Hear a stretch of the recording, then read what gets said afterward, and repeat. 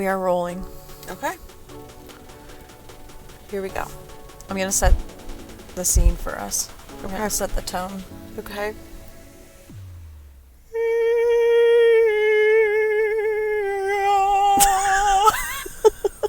That'll do it.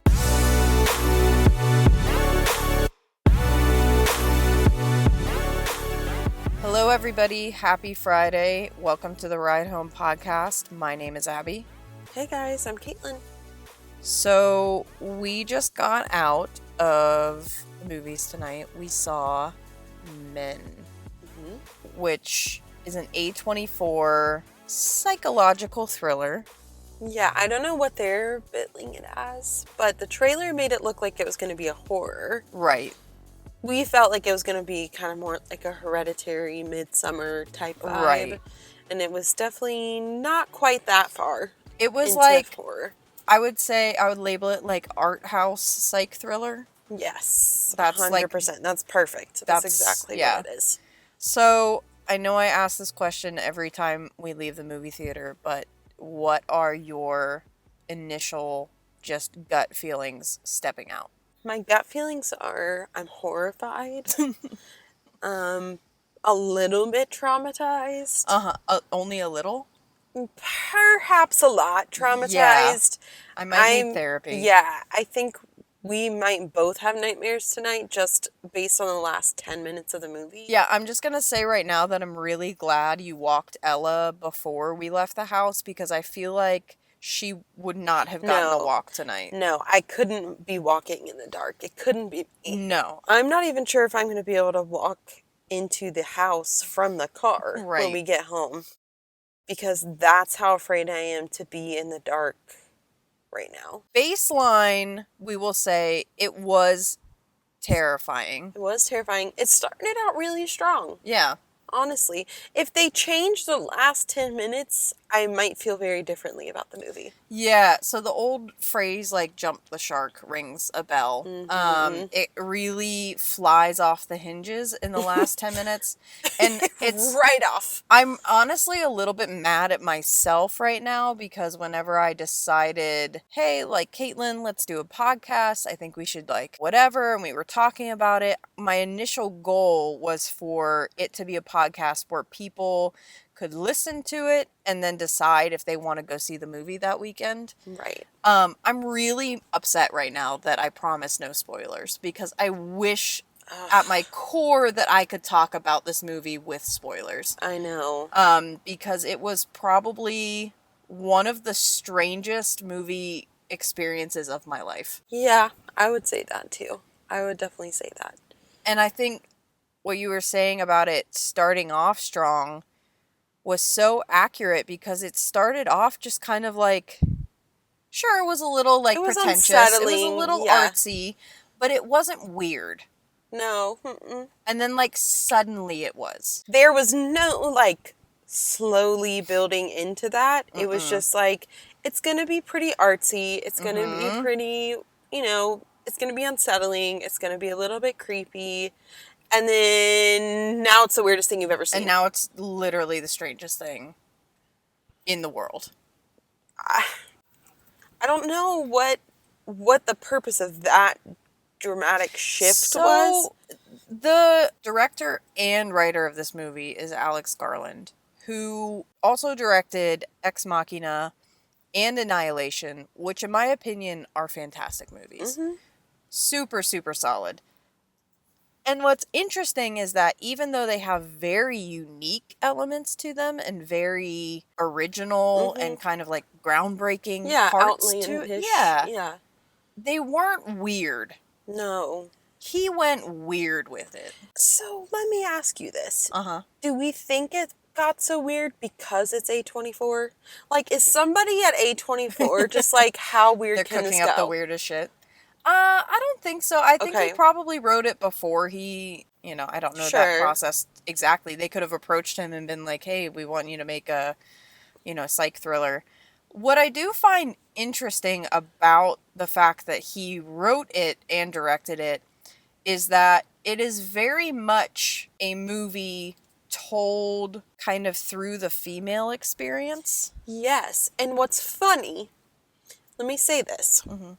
What's funny is that before we got to the last 10 minutes of the movie, I wondered if it was directed by a woman or written by a woman. See, I knew it was directed by him. I didn't know who wrote it until now, just now. And then when we got to the last 10 minutes, I was like, this was a dude. I immediately knew because of what was happening. I was like, this was a dude. This was a man. A man had a part in making this film. And I can't really say why I knew that because I can't really do spoilers. Right. Basically, just to give some background information, the premise of the movie is in the aftermath. I did not just come up with this in my head. This is the summary. I'm reading off my phone. Off Google, yes. In the aftermath of a personal tragedy, Harper retreats alone to the beautiful English countryside, hoping to find a place to heal. However, someone or something in the surrounding woods appears to be stalking her. What begins as simmering dread soon becomes a fully formed nightmare, inhabited by her darkest memories and fears. So, what we were saying before of like being written from the female experience, or like it felt like it, so much of the movie was successful because it very perfectly captured that feeling of being female, walking alone, and feeling uneasy, feeling uncomfortable, and like knowing that somebody's behind you. Is this how I'm gonna die? kind of feeling. It captured that feeling well. Very well. And the other feeling it captured well from the female perspective is the feeling of being in the presence of a man who gives you an ick feeling. Yeah. Who just, there's something about them that's you just off. know. And it captured that extremely well from the beginning. From the beginning. And also what I thought captured a lot of women's experiences, particularly like I have like a sea of friends that I could just like name off my head who have had relationships like Harper had with her deceased husband, because we do get flashbacks of her and her husband. Basically, I don't think this is really a spoiler because it's in the first minute of the movie. Before he passed away, they were going to get a divorce. And she was asking him for a divorce. Yes. And that man, the gaslighting, the narcissism, the literally being like, I'm going to kill myself if you leave me. And it's going to be your fault. And it just perfectly captured that feeling that so many women, I mean, even like that I've experienced in relationships with men, and that like so many women have experienced across the board of recognizing in a moment of like, holy shit, he doesn't even see me as like a human being. Yeah. And you see me as less than. Right. Which we've all experienced that. Yeah. You know, as being seen through a man's eyes as lesser than them. And so I agree that at the beginning, I knew who the director was, but I could have fucking sworn that it was a woman writing it just based on those scenes alone. Yeah, that is interesting. So basically, to go into more of the premise without spoiling anything, Rory Kinnear plays all of the men. All of the men except in the movie. for her husband. Correct. So he plays a naked man who is homeless. He plays a vicar. He plays a creepy teenage boy. He plays the landlord. Police officer. And the police officer. A bartender. Two random dudes at a bar. Can I get a little, like, heady right now? Sure. So, I really liked who they chose because we have all known authority figures that are men that are sinister and who don't believe you and who put you down. We've also known clergy members, yes, who twist your feelings and heightened emotions whenever you're like talking with like a priest or like a spiritual advisor who kind of use that against you and make you feel guilty. We've also all experienced just a really creepy teenage boy. Yes. Just a freak. Yes. and The the nice nice guy. guy who, like, actually deep at his core is sinister. Mm-hmm. But what's funny is that, like, the stalker, the naked stalker who, like, starts the movie off, who, like, kicks it off, is like, he's the villain. Mm-hmm. As the movie goes, is less scary than the rest of them. And it's Yes. almost like real life, where you're like, the weird lurking dude in the corner can end up being more harmless Yes. than the man that you call your friend. Did you also notice that not only did he become less sinister, less of a threat, less scary, but they also made him look less of a human? Mm-hmm. Yeah. They adjusted his appearance and kind of blended him, like literally camouflaged him, Uh-huh. which made the rest of them Stand out a little look bit more. and be kind of like, okay, the rest of them are the humans. Right. And the humans, the human men who are in these said positions that you just listed off, are the true threats. They did such a great job of building those characters. Yeah, and they really Rory did. Kinnear did a great job of differentiating He did. each man into his own character. And the like costume and makeup was amazing also. Awesome, yeah. Also, the lead, Jessie Buckley, I Oh my believe her God. name is. Yes. She did amazing. She's a queen. She carried that movie on her back. Hoisted the entirety of that movie Yeah. on her back. And she did a very good job of capturing and portraying what it feels like to be a woman facing these quote-unquote villains. Right. And what I appreciated about her character, which is partly her performance and partly the writing and direction, was that she was never like a damsel in distress. No. And like she always recognized that she was being, I mean, there were some points that like, you know, she was being like conned and tricked and like whatever, but you could tell that she was like almost like permanently on her guard and like, which I'm sure is because she was coming out of an abusive relationship. I did appreciate though that they did not make her clearly weaker than these men or anything like that. No, she didn't appear. Like she was a bad bitch. Yeah, she really was. And she fought and stood up for herself the entire time. And I think as women, like we kind of always have to have our guards up. We really, I know that sounds a little dramatic and like Lifetime movie, Yeah. but like It's not, though. But we kind of do Yeah. have to live like that. Yeah. And I don't think men get that because they don't have to live like that. And we actually were just talking about this the other day. Yeah. I could see a lot of men going to this movie and like leaving and just being like, well, that wasn't scary. Right. You know what I mean? Yeah. Like I don't think they would feel that pit in their stomach that I had watching it. I felt nauseous a couple of times. I did too. Because I was like, and it wasn't even that I was waiting for like a jump or I wasn't waiting for gore or something like that. It was that like it literally gave me the exact feeling that you feel when there's somebody walking behind you at night. Yes. And I really appreciate that about the movie. But then now we're going to circle back to your initial thought, which is, what the fuck were they doing in the last 10 minutes? At the end, I like kind of got what they did, but like also, why did they have to do it in the way that they did it? I don't know. I really, whoever listens to this episode, I am going to encourage you to see this movie just so that we can talk about it. Like, just Please, so that... because I think we need to start a support group. Yes. For anyone who sees this movie, so we can just have a support group about the last 10 minutes of this movie. Correct. And process it, try to get through it together. There were honestly parts of it that I couldn't watch. And like, Yeah. that, just to kind of set that up for you. But then it also kind of got to a point where it was like, we were laughing at how ridiculous it was. Yeah. So I just don't know. It just got too... I literally said out loud in the theater. I mean, like, not out loud to, like, disrupt other people. Right. But I just said to you, like, it's doing too much. Yeah, it was. And I thought, like, it kind of gave me the same feeling I got when I saw The Green Knight. Yes. Because there were... Like, The Green Knight was beautifully shot.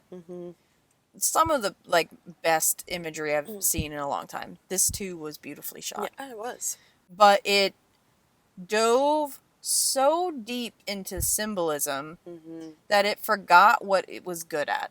And what it Yeah. was good at was telling this very connectable story of like womanhood and Navigating. navigate living in a man's world, for lack Yeah. of a better term. Yeah, honestly. By being as weird as it was towards the end, it like ruined everything it Yeah. was working towards, and Yeah.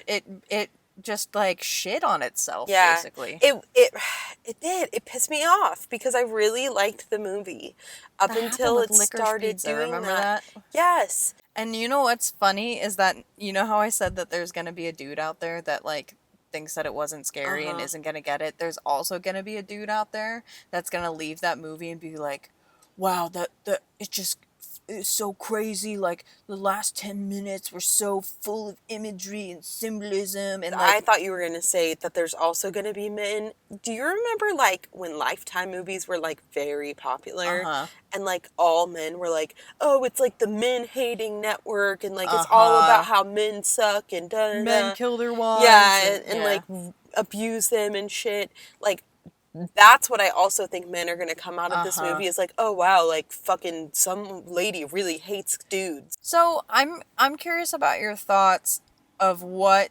the connection was, and this is also in the trailer, so I'm not ruining anything.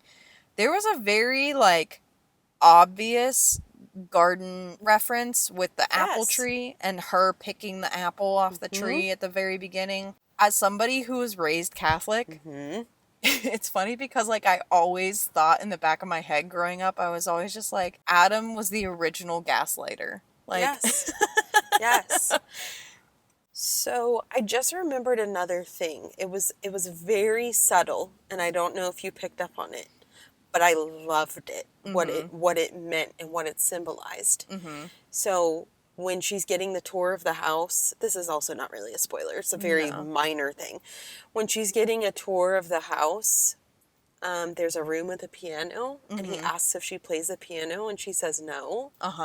But then later we find out that she actually does play the piano. And I was like, ooh, like I literally just got goosebumps thinking about it because men, sorry, you don't get this, but like that's us having our guard up and not sharing things about ourselves because we don't trust men. I didn't think about that in the movie, but that's so true. It was so subtle. Yeah. But like just when we were talking about how guarded she was and like how on guard she was, like that was another time that she did that. And it was like also like, oh man, just now that I'm thinking about it, there were so many moments where she was really on top of her shit like that.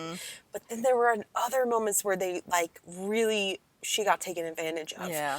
And it's so real. Yeah, in real life, when you realize that you got taken advantage of, like afterwards, and you're like, "Shit, I thought I was better than that." You're but like, then but then like you have to realize that like it's not your fault, and like go through that whole process, which like you witness her going through that in the movie.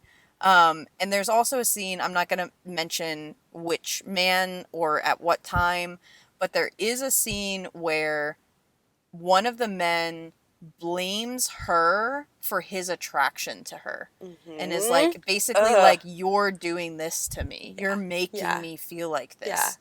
And like, again, being raised in a religious setting, we are literally trained as females to not tempt men. And we were trained that it was our fault for leading them astray.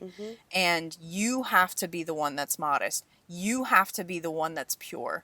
You have to be the one that's, I mean, he even like questioned her about like, when did she lose her virginity? Yes. And like, that just like hit such a nerve in my, like, I was just like, oh man, like this is stuff that like actually happens. And like women experience this. Like right now, like millions of women are experiencing that exact conversation. There's a man somewhere out there telling a woman that he can't control himself because of her. Because of her existence. Yes. Like we've all experienced that, and that Uh-huh. is such bullshit. I would love to hear a man's opinion about Me this too. movie. There are a lot of men who are going to get it, and I think that there are going to be a lot of men that don't get it. But I will say this, kind of wrapping it up, is I would encourage anyone that has the stomach for a decent amount of gore. Yeah, it wasn't too bad. It wasn't too bad, but it does get bloody. Yeah, it does.